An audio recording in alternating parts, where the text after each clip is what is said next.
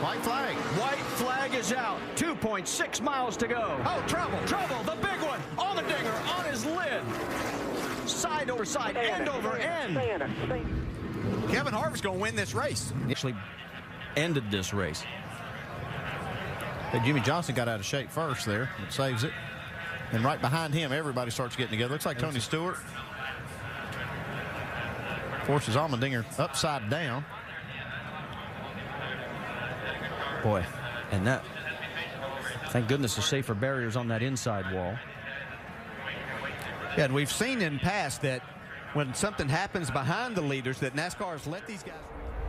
Kansas won the season-opening Daytona 500, backed it up with a win at California the following week. It has now been 30 races since a Ford has gone to victory lane this year. The other thing these guys are going to have to be careful of, somebody runs out of fuel in the middle of this, man, what a big problem that could create.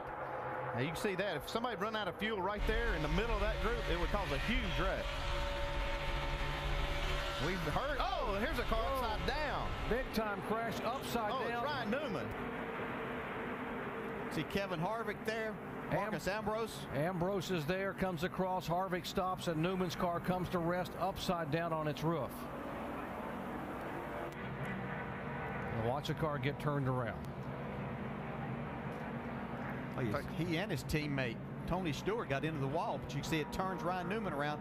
As soon as it does, it's almost like that wing acts as to help to lift the car up. Lands on Kevin Harvick's hood. See Elliott Sadler there involved.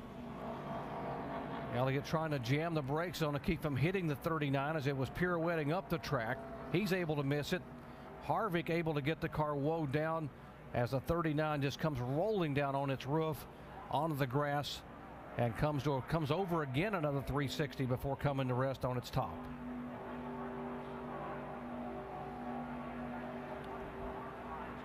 Mirror driving all over the racetrack. Oh, trouble. Elliott Sadler over once and a half and on his roof. Now the car tumbling hard onto the pavement in turn 3. Caution is out. A terrible crash. Could be. Yeah, could be. It could be trying to dodge that 8 car. Car flew in the air a long ways before it hit anything.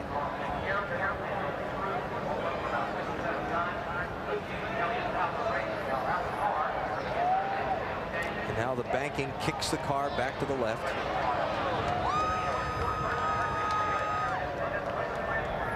Makes contact. He comes down trying to get in front of Kurt Busch.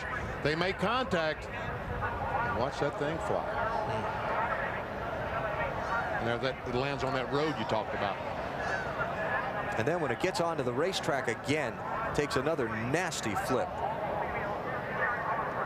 Watch this hit.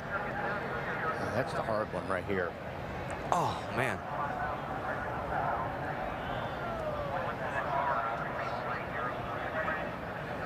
Oh, they all look pretty hard. Yeah, they do. I don't want to be in there in any of them. Man. And like I said, that car really held up well. It was a bit edgy, but as soon as he could get some clean air on that car, he said, I think we're going to have a fast race car. His spotter, Eddie DeHunt, just told him it's time to be greedy. There he goes. There we go. Here we go. Oh, upside. Side on down. The side.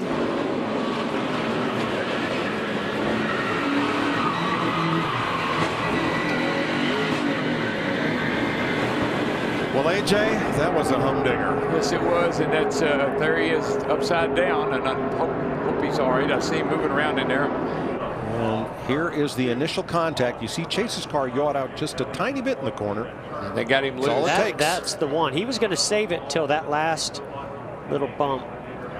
I was just going to say, AJ, just be a little patient here. We got a little ways to go yet, and you got a pretty good car. Wow. In a moment. This is amazing footage, folks. Incredible camera work. And just remember, there's a driver in every one of those cars. Watch it. Well, that's a long, slow roll for Allmendinger. And look, both those cars end up pretty much together, along with the mess that was Logano's car and Michael McDowell's. Harvick had damage in that. So did Trevor Bayne, Eric Jones, Matt Kenseth, all involved. And as a driver, I've been upside down at Daytona one time and slid on my roof just like that, sparks flying. And I was just hoping at the last second it was going to roll back over so I could get out. But AJ's didn't do that. He was stuck upside down. Not a comforting feeling. That oil tank is right behind you. It's very possible for oil to start leaking out. You want to get out of there as fast as you can. Looks like there were only about a dozen cars who had a chance. Real time.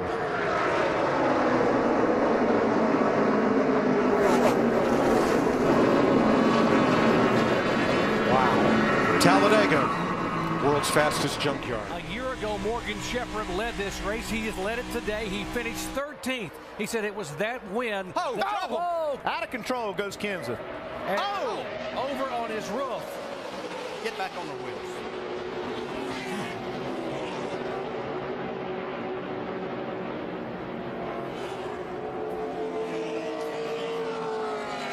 A wild ride for the Daytona 500 winner, Matt Kenseth.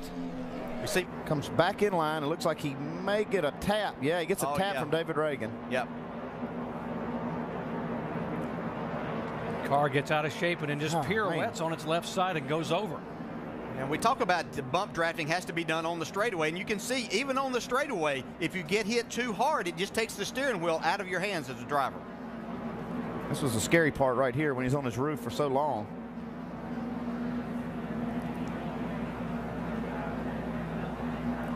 Looked for a minute like he might save it, but then got down there. Golly, this is tough. Yeah, and Matt really did a great job. If he goes up in front, he takes out 15 or 18 cars, so he did a great job of not creating that situation. You give a guy a shot and he shoots him forward. Oh boy, Stanley Steamer. Whoa, there's and around she goes into Kenseth. Oh gosh. Up in the air and into the wall hard. Man, Kenseth. Man, I thought he was going to catch the catch fence back there. The way it landed was... I am not believing that.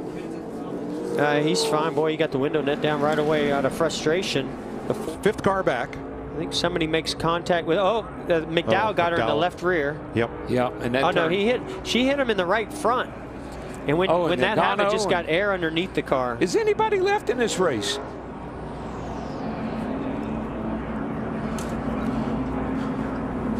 Let's watch from the Goodyear aerial coverage, and you'll see several things happen here as Kenseth's car comes back down to earth.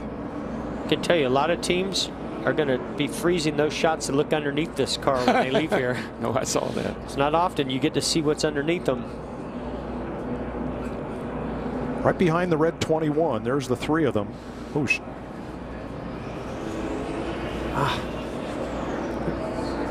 You realize how powerful the wind is in that situation. To be able to take a car of this weight, what's 3,400 pounds around, approximately.